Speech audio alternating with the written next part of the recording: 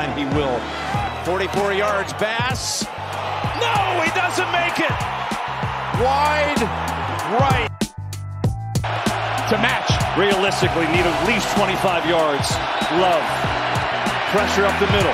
Runs away. Throws across his body. And that is picked. 49ers have it. Greenlaw. Still up. He needs to get down. Greenlaw still on his feet. He's got to go down. Go down.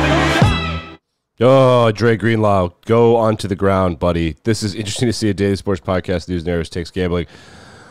Oh, 2 interceptions to end the game. There are 4 games over the weekend. The Ravens and Texans don't get a highlight because that was an ass whipping. The only thing the Texans did positively was a kick return, and I ain't doing it. The big story from the weekend is the Bills get their hearts ripped out. Oh my God. What a horrendous way to end that game. Let's listen to Jim Nantz drive the knife in a little deeper. He has tremendous support. Listen to the call. If he has to make one for us, the game on the line, he will.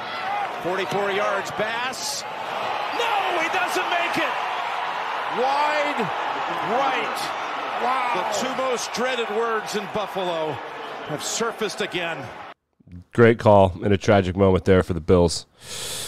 If you don't know wide right for Bills, you can look it up. Vikings fans also know the bane of this. Unbelievable. Here's a fun fact. Niners win, Lions win. Ravens win, Chiefs win.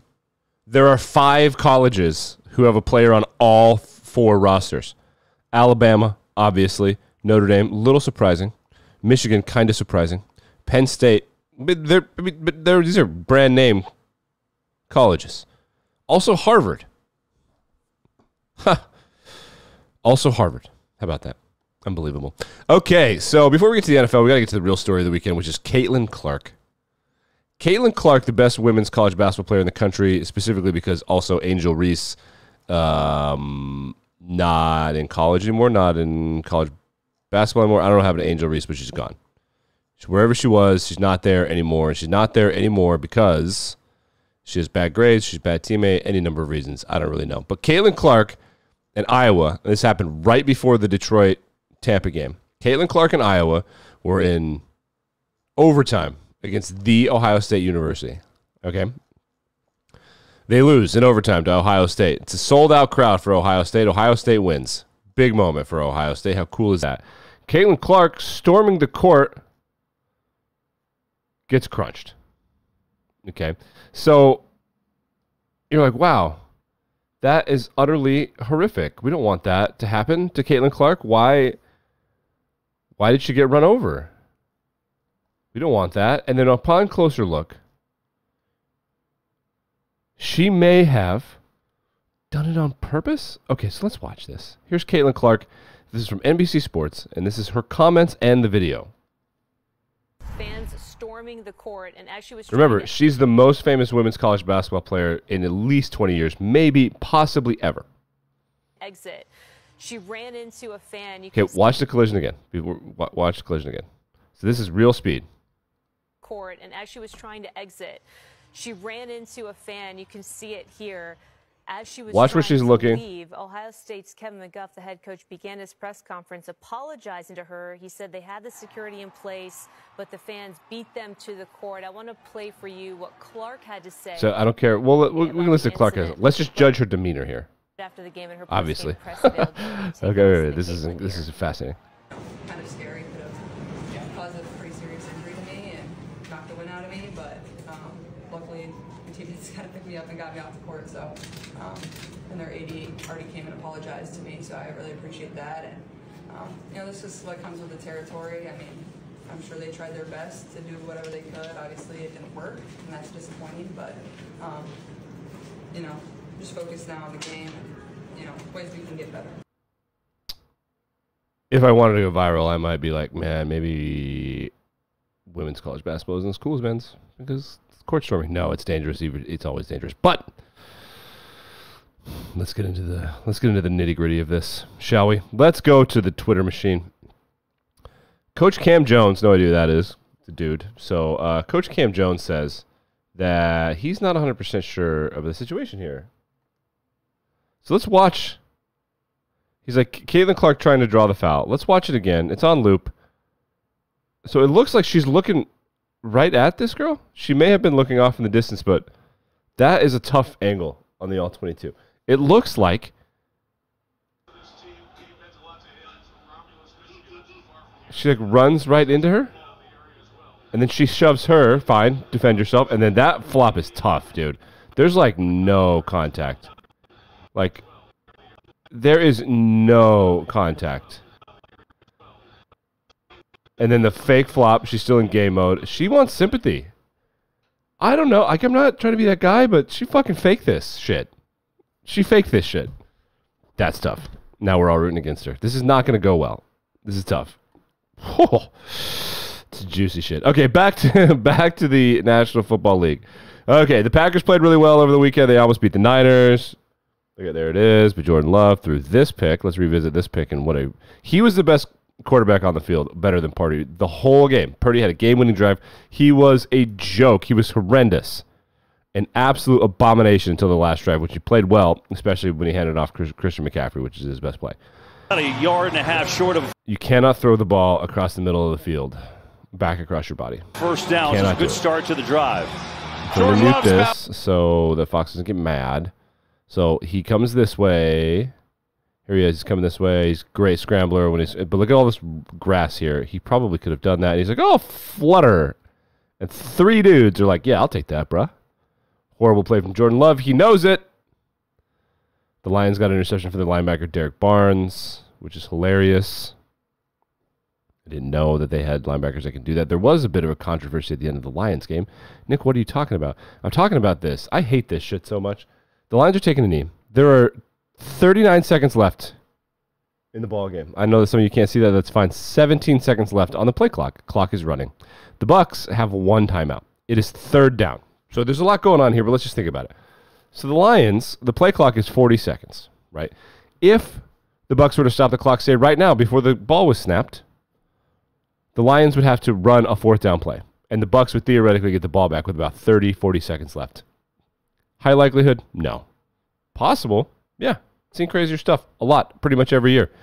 The Lions then, theoretically, would need to, if the Bucs are going to use their timeout, wait until the play clock is down. Go all the way down, take it down to be, about 21 seconds. And then the timeout would be basically irrelevant. Even if they took it right now, the Bucs still get the ball back with about 5 to 10 seconds left in the game. So the Lions need to wait. They don't. They don't wait. They snap it. 14 seconds left on the play clock.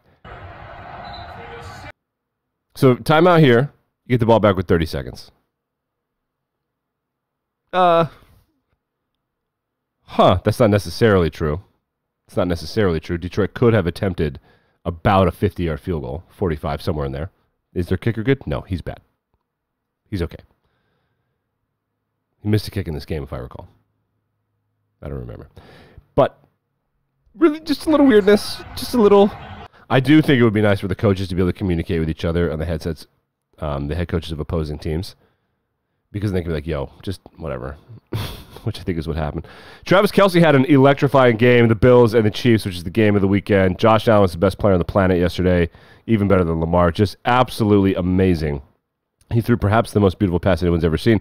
But Travis was the star for the Chiefs, scored a touchdown. Jason Kelce having himself a day, took his shirt off and was on the broadcast. Taylor Swift is in this box somewhere.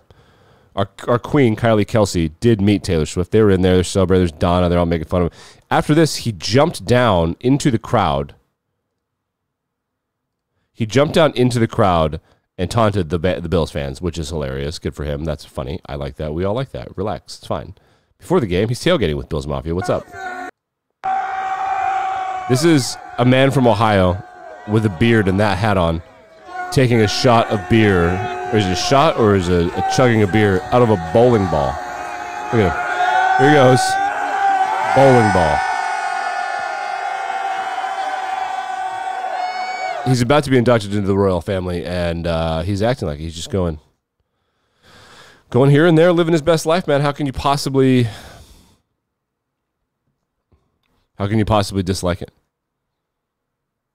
We did have head coaching news over the weekend. Antonio Pierce hired as the Raiders' full-time head coach. He was elevated to interim head coach after Josh McDaniels got fired. They didn't hire their interim head coach last time. They should have. They did this time. The first 2 head coaches hired in this head coaching cycle have been internal candidates, and they've been black. So that's a lot of big diversity wins for the NFL. 2 brand name franchises, Patriots and Raiders. Pretty cool stuff for Pierce there. He earned, and Max Crosby, their best player, said if you don't hire him, I want to trade. And then, I wonder who Max Crosby is going to hire as the general manager. Lions are currently the longest shot to win the Super Bowl, which makes sense. Niners plus 145, Ravens plus 210. I had a future on them back in week 4. What's up? I do have a cash out on that, like 3x. We'll see. Chiefs plus 350, Lions plus 700. So they are twice as worse odds. They're 2 times as bad as the 3rd best team. So, that makes sense. They've already been demolished by this team, but they've already beaten this team, although it was fluky and weird. But pretty much all of Kansas City's games are fluky and weird now. They're like the new Seahawks. Looking at the odds of what would happen in the Super Bowl, there's Super Bowl stuff. Let's just go back to what FanDuel thinks is going to happen. NFL odds. All right. Ravens 3.5-point favorites at home. Niners 7-point favorites at home. The Niners lose to the Giants under Jim Harbaugh in this very similar circumstance a while back. I don't remember what happened when they made it to the Super Bowl under Harbaugh or Shanahan, for that matter. 2 Super Bowl losses in the last 15 years for those guys. 2 of them. Unbelievable. Had some controversy in UFC over the weekend. The ref raised the wrong guy's hand. Maybe we'll do that tomorrow. That sounds like a Tuesday story. Raised the wrong guy's hand, then said some weird shit. Lions, Niners, Ravens, Chiefs. Unbelievable. Back and better than ever tomorrow.